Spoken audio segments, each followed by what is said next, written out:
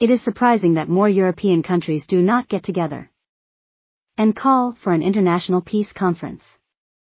Turkey has on several occasions invited to negotiations. The time has come for working papers to be prepared that can be presented to the warring parties. Now there must be intervention in the diplomatic field. The strategy must be that there is an exit strategy for both countries. The leader of the Russian upper house proposes negotiations between the parliaments. Well-known Russian politician Sergei Stankevich calls for a ceasefire and negotiations. Several heads of state have also recently shown a willingness to be involved in the efforts to achieve peace between Russia and Ukraine. The Ukrainian government want UN Secretary-General Antonio Guterres to lead the peace negotiations.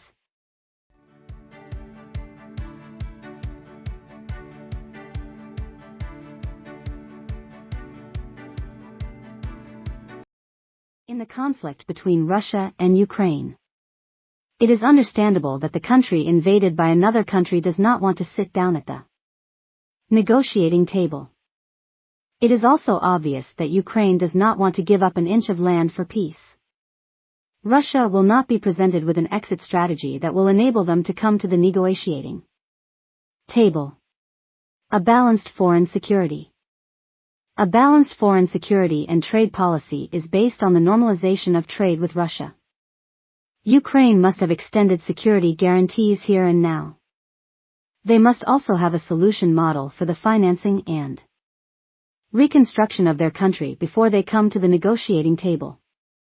The time has come to instill hope, stability, and peace for the Ukrainian people, and also a brighter future for the Russian people.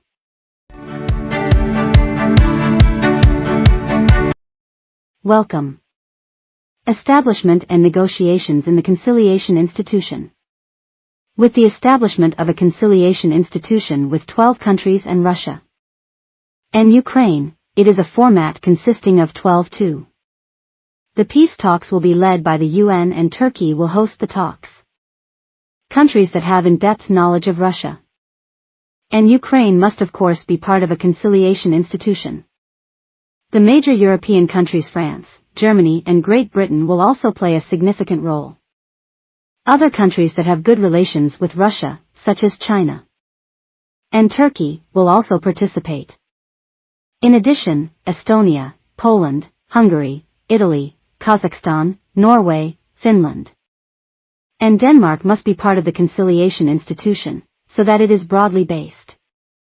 We hope that negotiations will start soon in Istanbul.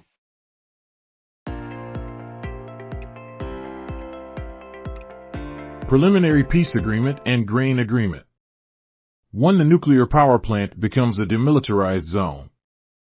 2. Rosalkazbank gets access to the international payment system SWIFT. 3. Russian cargo ships gain better access to European ports and the international insurance system. 4. The pipeline for ammonia gas is reopened. 5. Ukraine will again be able to export grain. 6. Maritime mine clearance tasks. In addition to the above matters, discuss autonomy for Donbass within Ukraine. Begin dialogue on future cooperation on the Crimean Peninsula. Russia's possible leasing of the military base in Sevastopol. Easing of sanctions against Russian companies.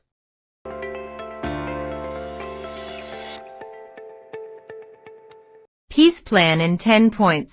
Peace and stability in Ukraine, security and military guarantees to Ukraine.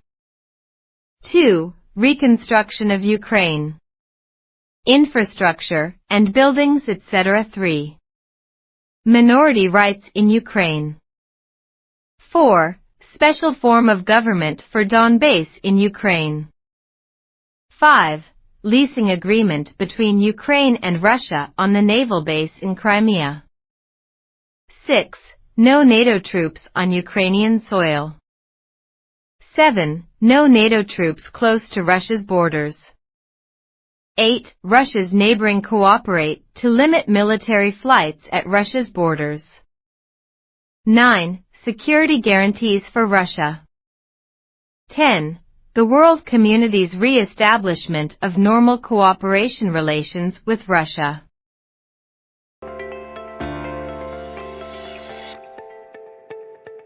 Is it possible to make peace with Russia?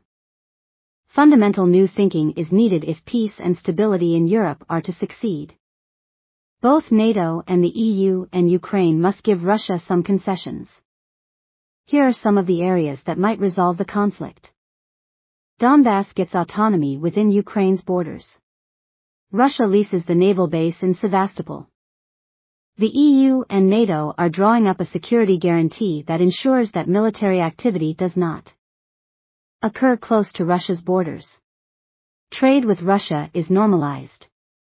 Russia must also be told that there are no red lines in relation to how Ukraine can be protected and what weapons the country can get. Both the USA and Great Britain have guaranteed Ukraine's territorial integrity and sovereignty in the Budapest Agreement from 1994.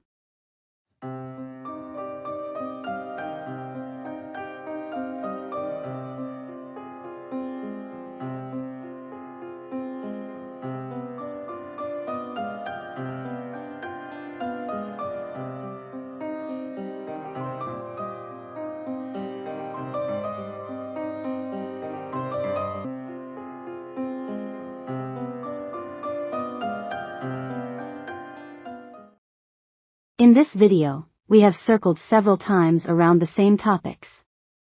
Which part of what a future peace process has to deal with?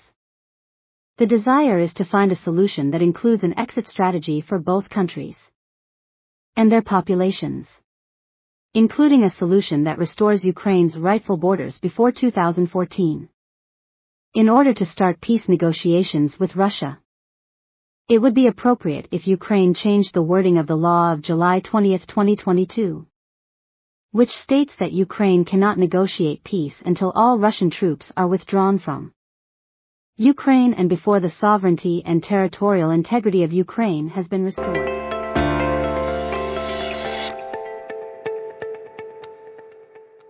A little about the Russian naval base in Sevastopol in Crimea, also called the military base for the Black Sea Fleet. I believe it will have very high human, financial, and material costs for the Ukrainian people and government to get Russia to give up and leave their naval base in Sevastopol. The Black Sea Fleet has been there for well over 200 years, right up until 1954 as an area of the Soviet Union and belonging to Russia. In 1954, Crimea was moved to Ukraine, but Ukraine was then still part of the Soviet Union. Not until 1991, when Ukraine seceded from the Soviet Union, did Crimea become an independent part of Ukraine. Russia then leased the naval base from 1997 until they annexed the Crimean Peninsula in 2014.